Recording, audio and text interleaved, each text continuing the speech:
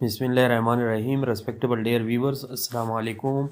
आज एक unique topic के साथ हाजिर है। आज का टॉपिक बहुत ही इम्पोर्टेंट है और हर लेवल ऑफ स्टूडेंट के लिए इसकी सिग्निफिकेंस और इम्पोर्टेंस अपनी जगह पे है। तो जिसने भी हमारे चैनल को सब्सक्राइब नहीं किया वो सब्सक्राइब कर ले।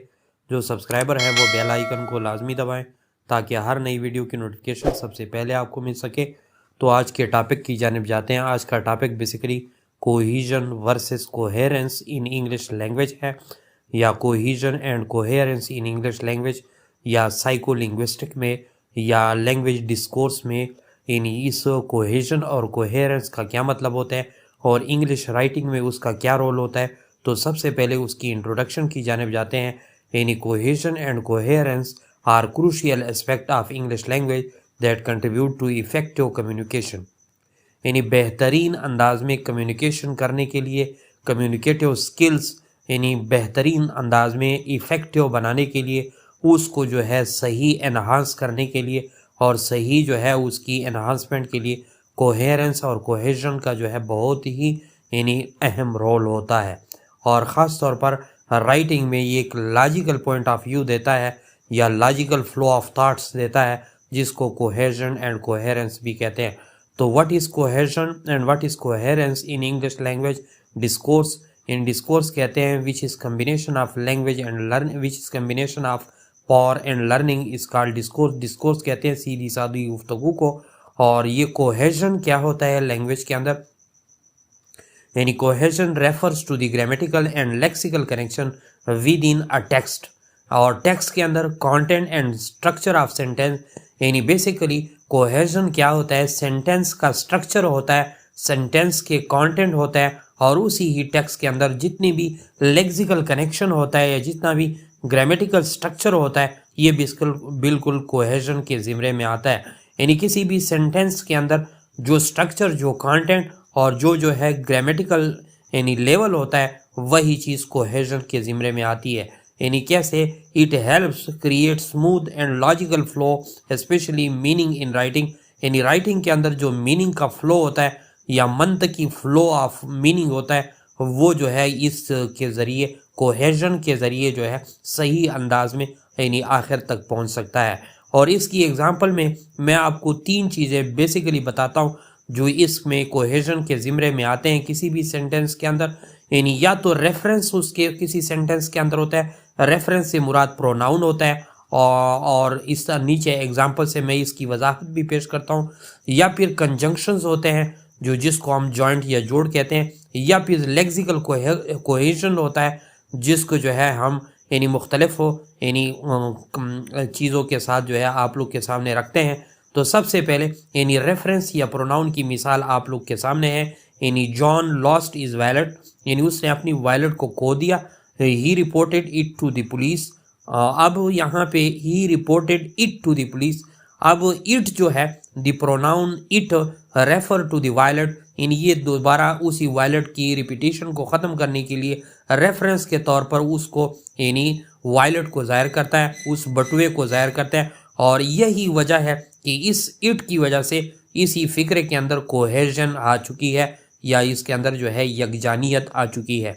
इसके अलावा इसकी दूसरी मिसाल किसी सेंटेंस के अंदर काज एंड इफ़ेक्ट्स बेस्ड सेंटेंस भी हो सकता है। यानी किस चीज़ की काज क्या बनती है और उसके असरात पे मुनहसर। फॉर एग्जांपल जितने भी कंजंक्शन होते हैं ये अमूमन जो है यानी किस ज़िम्मे में इस्तेमाल होते हैं, कोहेजन के थ्रू इस्तेमाल होते हैं।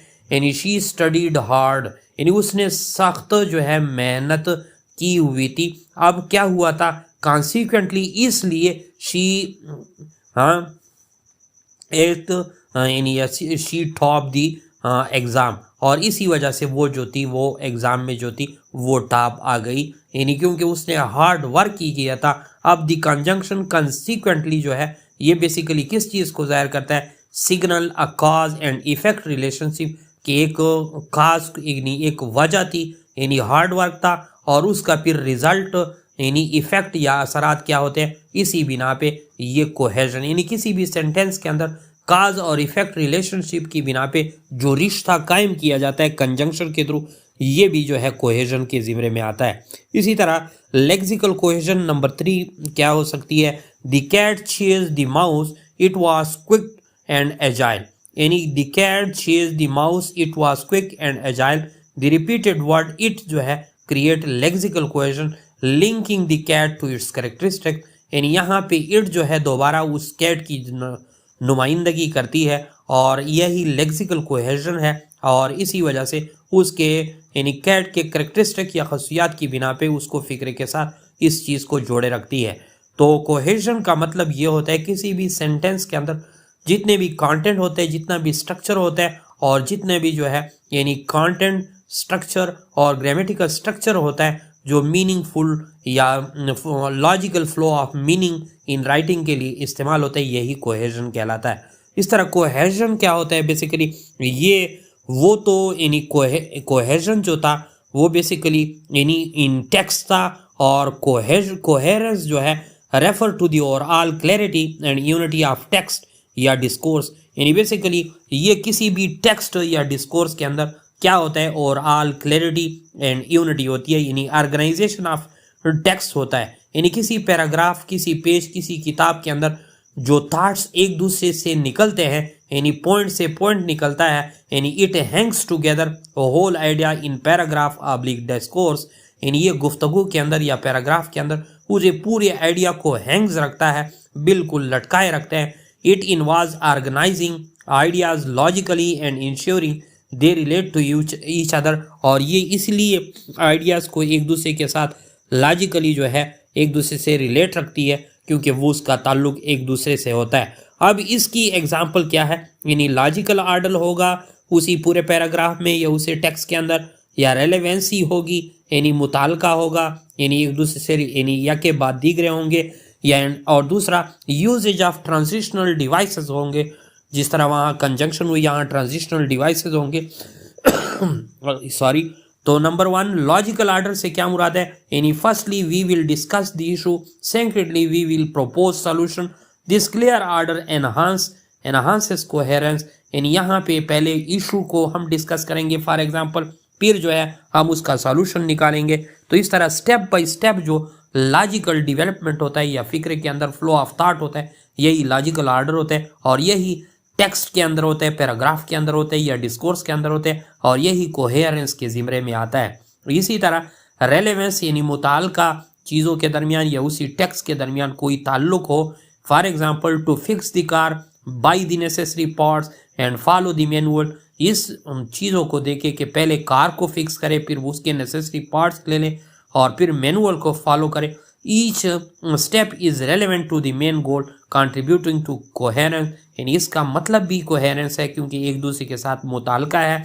और इसी तरह नंबर 3 पे ट्रांजिशनल डिवाइसेस अमूमन जब किसी पैराग्राफ को, किसी टेक्स्ट को या किसी जो है डिस्कोर्स को आपस में जोड़े रखती है तो अमूमन इस किस्म के अल्फाज इस्तेमाल होते हैं, हावेवर ताहम, ऑन द कंट्रेरी या इसके बरक्स, इन एडिशन, यानी इसी के साथ इस किस्म के however, on the contrary, in addition, ये जो ट्रांजिशनल डिवाइसेस इस्तेमाल होते हैं, दीज हेल्प सिग्नल यानी shift in ideas maintaining a coherent structure, यानी इनका मकसद ये होता है कि वो सिग्नल आइडियाज़ को आगे जो है शिफ्ट करते हैं ताकि उनके दरमियान, उसके स्ट्रक्चर के दरमियान एक कोहेरेंस हो यानी यकजानियत हो। और नीचे जो है कंक्लूजन है, यानी cohesion and coherence work together to create well structure and easily understandable communication.